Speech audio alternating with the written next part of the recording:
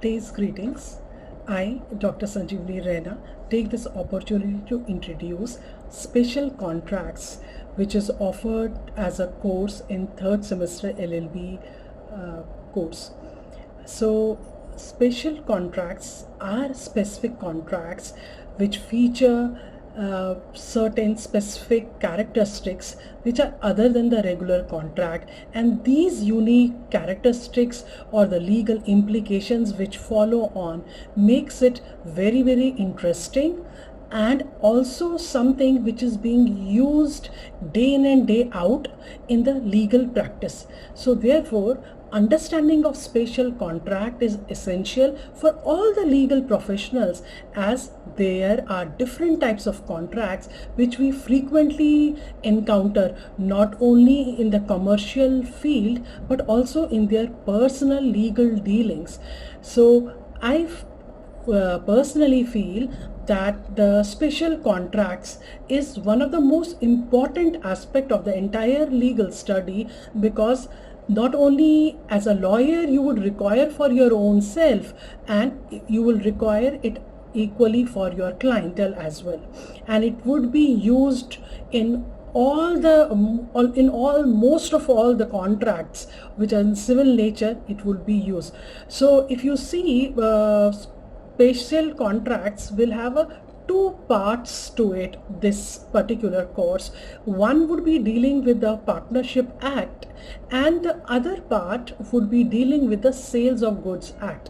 Both these acts are quite frequently used in all the civil litigations, and not only for the litigation but for the personal use of a legal professional as well. So that's the reason why it becomes very important.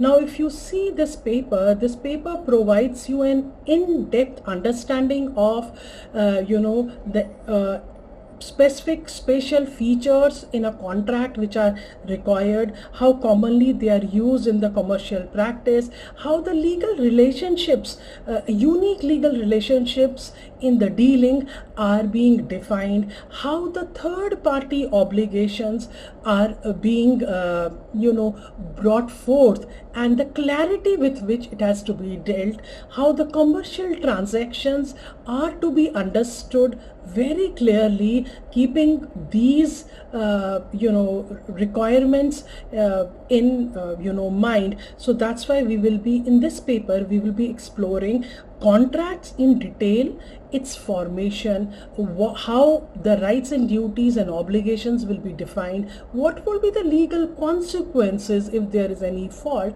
and how, if this entity is brought into existence or a contract is brought into existence, how the dissolution or how it will be brought to an end, a logical end. That is what we will be seeing broadly in these two acts which are part of the special contracts.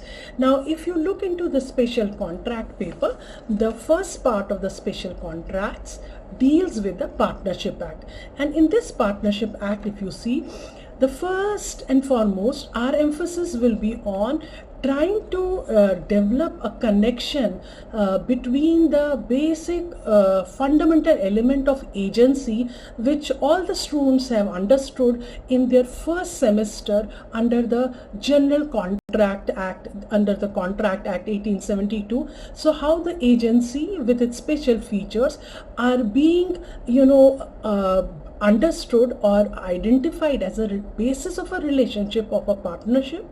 From there we try to understand the specific spatial elements or characteristics of the partnership, and then we also move forward and try to understand the importance of Limited Liability Partnership Act 2008. So we will, in this topic, we will just try to understand how the partnership is brought into existence, what are its core or fundamental features, and we will also see in present day and order how LLP, which is a limited liability partnership, how it has actually changed the course of the partnership as such over these years.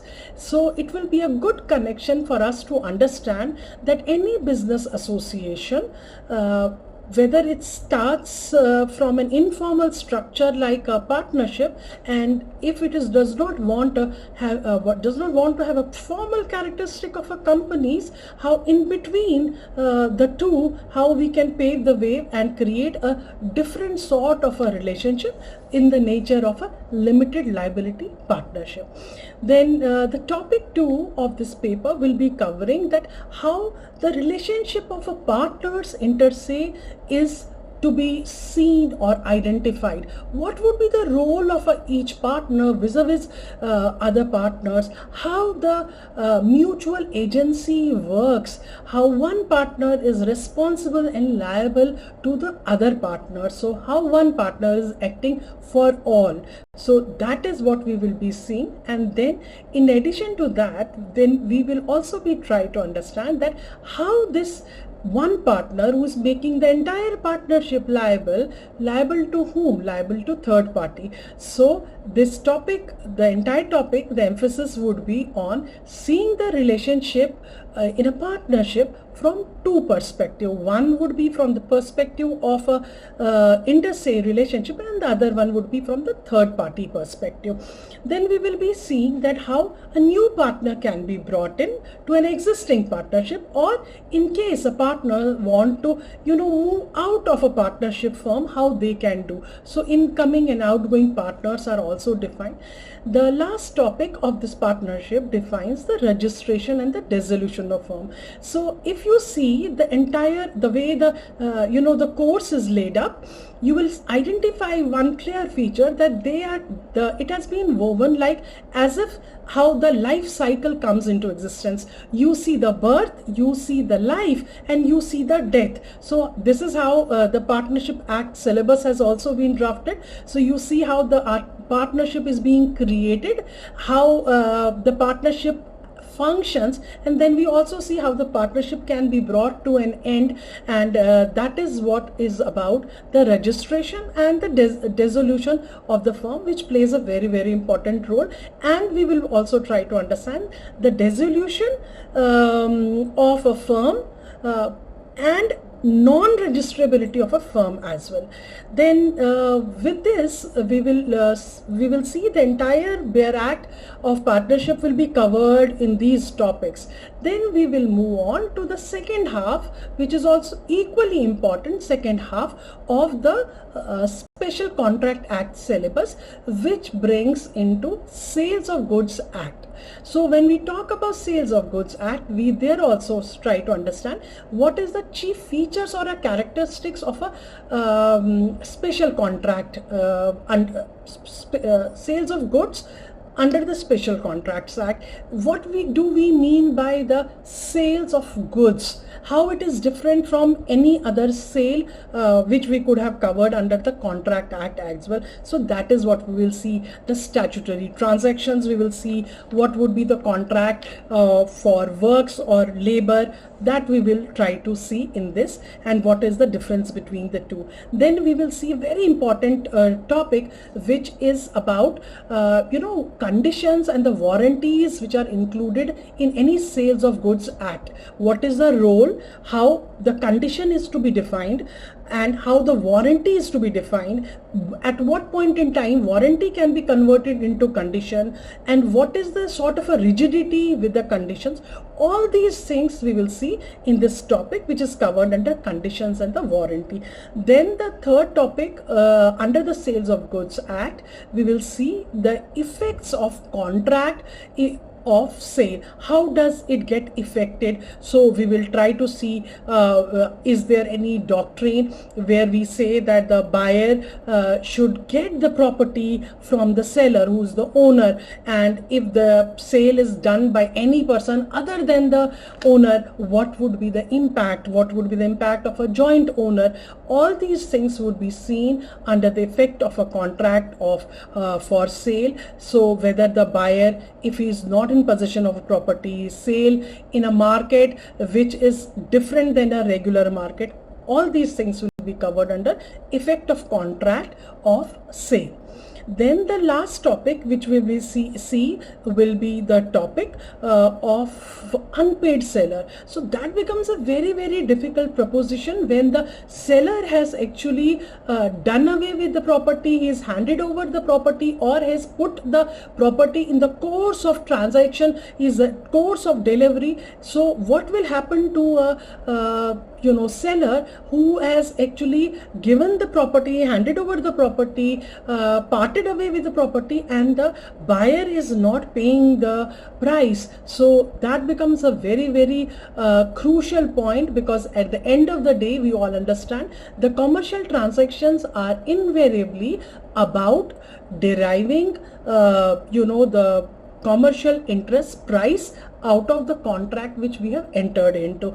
So the last topic is about how do we identify a right of an unpaid seller, who will become an unpaid seller, and what would be the right of lien, right of stopping the goods in the transit, and transfer of goods by, can it happen by buyer to the seller?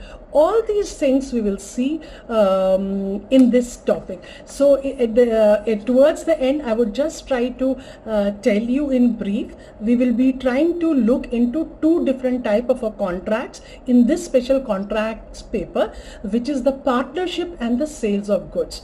Both of these acts are extremely important for understanding of almost all the contracts and with its special features. So if you understand this paper, I am very sure that you will be understanding the other special type of contracts as well, because we will be making you understand and learn how to read the act with reference to the special features in the contract. That's number one point. The second part is that this sort of a partnership you enter into, you as a legal profession, you will require it for yourself as well and for your clients, of course.